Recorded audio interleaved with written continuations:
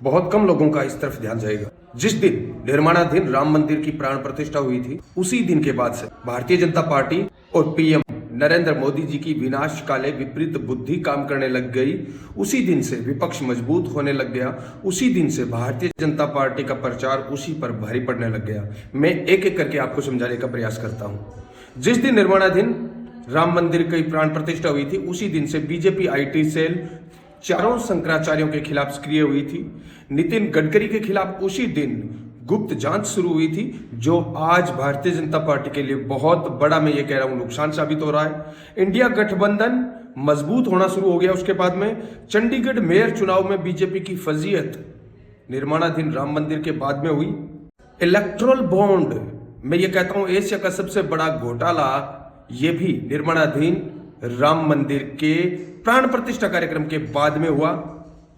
राजपूतों की नाराजगी, बीजेपी के कोर के अंदर है राजपूत, मूल वोट बैंक है राजपूत, उनकी नाराजगी जो पश्चिमी भारत के अंदर, मैं ये कहता हूं राजस्थान, गुजरात, हरियाणा, मध्य प्रदेश, यहां पर बहुत बड़ा रोल अदा कर रही है। इंडिया गठबंधन को मजबूत करने में राजपूतों की नाराजगी संजीवनी साबित हो रही है।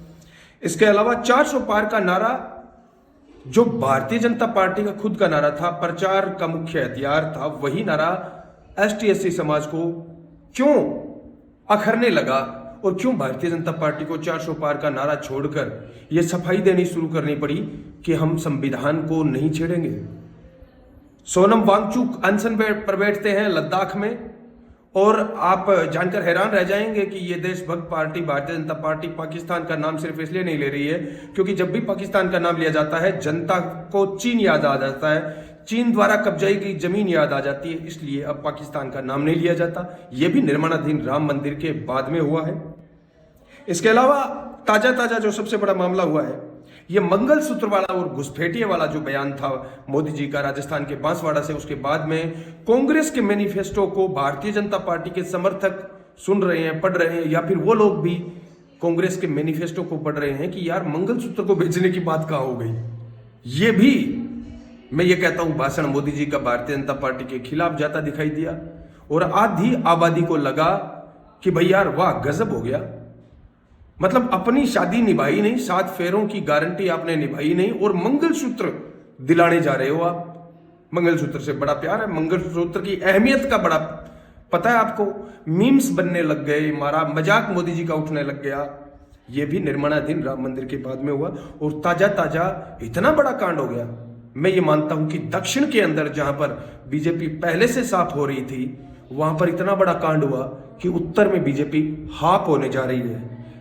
पूर्व प्रधानमंत्री HD देवेगौड़ा के पोते प्रज्वल रेवन्ना ने इतना बड़ा कांड किया है।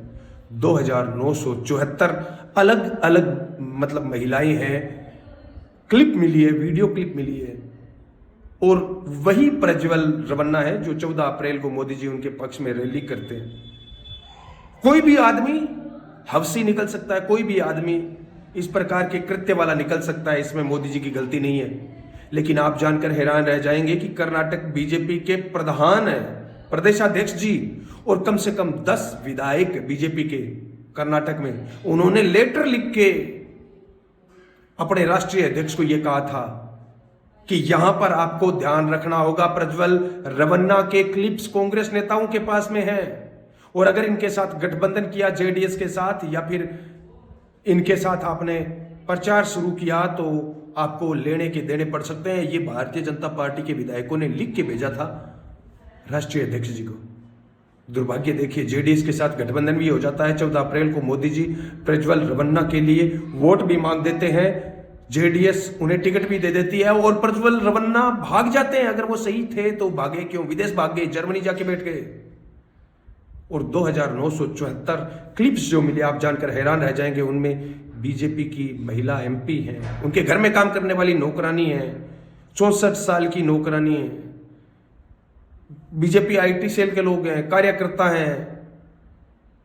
क्या बताएं, 2974 क्लिप्स मायने रखती है। मैं ये कहता हूं कि मेरे नॉलेज में, तो आपके नॉलेज में कोई है तो बता देना, ये विश्व का सबसे बड़ा पोर्न घोटाला है एक प्रकार से। मोदी जी पोर्न साइट पर रोकथाम लगाते हैं, लेकिन पोर्न फैलाने वाले लोगों के साथ गठबंधन करते हैं, उनका प्रचार करते हैं। सच में अगर मोदी जी को पता नहीं था तो मोदी जी के साथ ही बहुत बड़ा धोखा किया है भारतीय जनता पार्टी के शीर्ष नेतृत्व ने, क्योंकि राष्ट्रीय अध्यक्ष को तो पहले से लेटर लिख दिया थे 10-10 विधायकों ने, प्रदेशाध्यक्ष ने। तो सोचो ऐसे कैसे हो सकता है कि राष्ट्रीय अध्यक्ष इतनी बड़ी बात मोदी जी से छुपाते हैं, अब मुंह छुपाते फिर रहे हैं। यह सारा कांड हुआ है निर्माणाधीन राम मंदिर के प्राण प्रतिष्ठा कार्यक्रम जो किया गया, जबरन किया गया, जल्दबाजी में किया गया।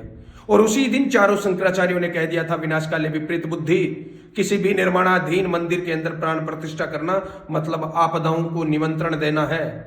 मोदी जी आपने ये काम किया है, फिर भगवान श्री राम की उनके कोप प्रकोप का सामना आपको करना ही पड़ेगा।